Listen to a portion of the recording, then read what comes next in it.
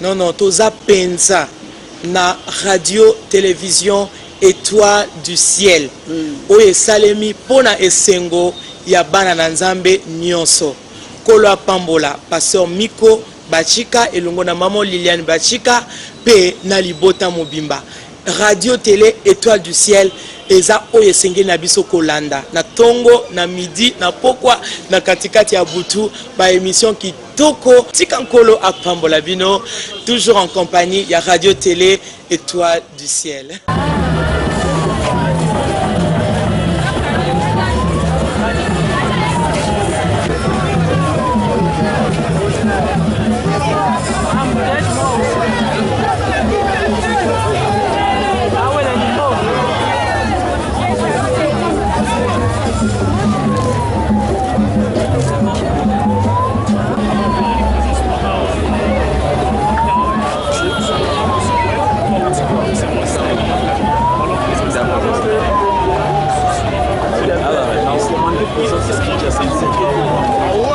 C'est le papa de rue. Les papas de rue, c'est qui est sans frontières, c'est qui est sans frontières, les amis, musique gospel, musique gospel, la musique païenne,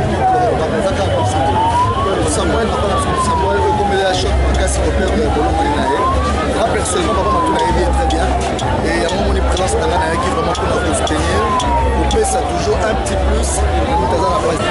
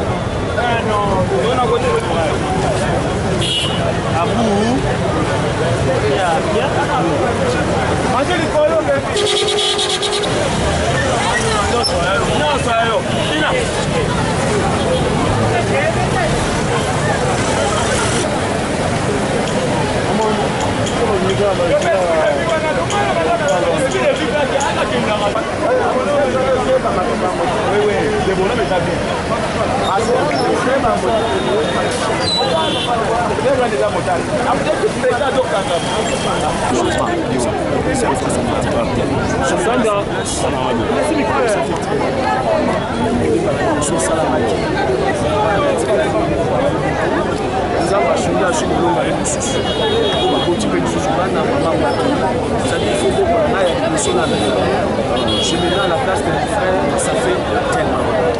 Mais le sang, mon ami, c'est que les âmes appellent ça, parce que ce sont des choses, ça c'est le parcours des combattants.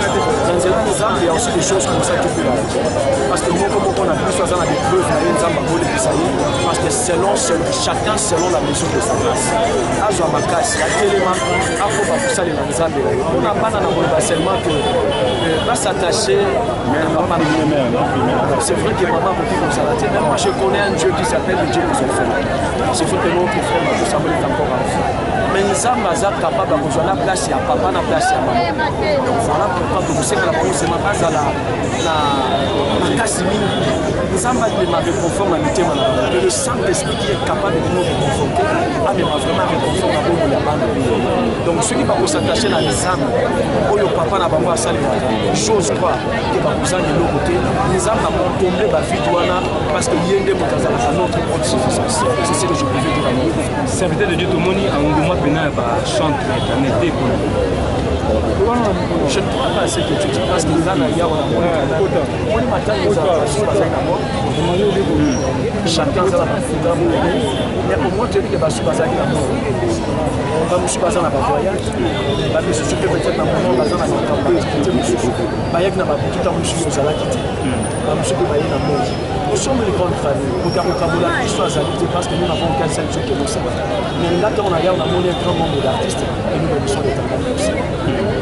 Ndeko Didier Maemba par rapport à AMCC, l'autre monde AMCC fait Patrice à l'équipe. Est-ce qu'il y a possibilité pour faire une élection on a renouvellement à AMCC ou bien bon on a monté au tigre à moitié d'abord nazoyoka mawabe komona ke AMCC sango ekomaka l'association ceux qui m'attendent ezali nomoni bamusicien basangani. C'est comme si la seule chose qui peut réunir les artistes et les musiciens, je peux dire même deux. Les alaka un liboso matanga omoni bango basangani soso eza nzembo moko oyo bakonzi ya mboka bakotya mwa poids nde omoni bamusicien basangani alors qu'au commencement quand même ye moko devait mombaya créer association de musiciens chrétiens du Congo comme je peux dire au commencement il n'en était pas ici. Vous savez même dans la Bible même dans Moussala ya Nzambe ceux qui déjà basé carter l'esprit du commencement et le roman malheureux beaucoup c'est les années société. L'association de musiciens chrétiens du Congo c'est une association d'avoir un caractère pédagogique. La musique chrétienne, nous connaissons beaucoup de problèmes. Vous êtes journaliste. Vous allez remarquer aujourd'hui, quand il y a un artiste à saler album, Azasu dans ma classe en Bimisa Seni, Azasu dans ma classe en Bimisa DVD. Ça dit que la musique est en train de connaître des problèmes très sérieux. Mais nous avons une association, et on ça appelle le syndicat, il y a l'artiste musicien. Ça dit un nombre d'autres accords dans la carte si seulement objectif n'a vu sur autre assassinat qui n'a tout. Moto azotambo sa soir azalaki na ngona maboko peut-être qui tournait comme ma pétition. Aujourd'hui makambo changé na kati ya mboka. Nous avons un nouveau président. Nous avons un nouveau gouvernement, nous avons un nouveau parlement. Mais par rapport à makambo l'artiste bazo subi il y a la piraterie. Il y a un phénomène à côté de la BCD, la banze, mon avis, son anzela, c'est un moment pour 1000 francs, c'est un moment pour 200 francs, c'est un moment pour 300 francs. C'est un problème sérieux dans ces pays. Ça doit changer. Normalement, ça devait changer par l'association de musiciens chrétiens du Congo. C'est-à-dire ceux qui ont commis pétition, ceux qui ont signé Yango, par exemple, dans le Parlement, au nom de tous les musiciens, mais chapeauté par l'association des musiciens chrétiens du Congo. Peut-être, ministre et la culture, a occupé l'hôtel et la mission du Cameroun et donc, moi, je dis qu'il y a un problème d'incompétence cruelle dans la association des musiciens chrétiens du Congo. D'ailleurs, à ce que je sache, mandat PCC il est temps que les musiciens va s'engager. Tout ça, la élection, il y a 5 ans. Tout ça, mon tomoso, mon kumba a continué pour ça. Parce que Oyazaliwana, je le dis et j'assume ce que je dis. Il est vraiment important. Merci. Comment vous c'est un président illégitime. Nous avons une association autoponaki Moutaz à la présidente de la question. Vous comprenez? Mais mandat c'est ici là. Et puis sur total bilan il y a mandat il n'y a rien de bon qui s'est fait. Ce qui n'a pas l'objectif de l'association des musiciens chrétiens du Congo, AMCC. Et l'eau comment que ça la mettait à part Bamatanga, à part Banzembo ou l'État chez moi. Alors qu'au commencement, il n'en était pas ici. L'association des musiciens chrétiens du Congo va jouer un rôle.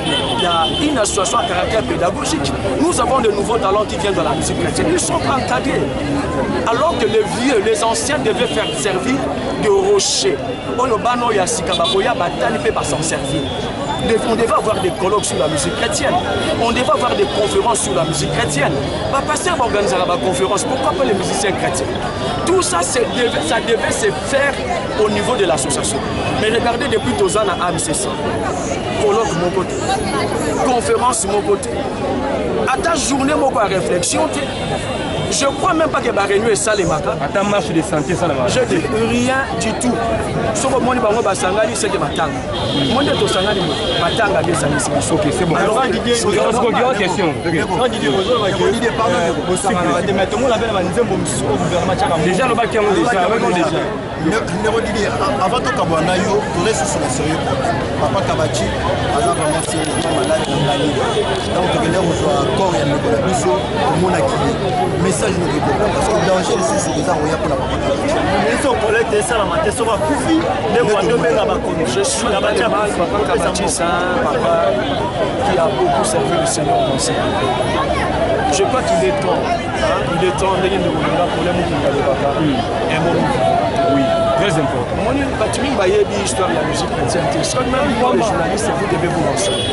Papa, on a salé quand nous, on était encore des païens, lui, il chantait déjà pour le Seigneur. Et ça, c'est mon moment quand ça dépend de l'église, c'est même quand je le dis là, et Belé va éviter qu'il dise moi, papa, mais c'est une chanson qui a béni, qui continue à bénir l'église du Seigneur. Je crois que si il est dans Zoloma,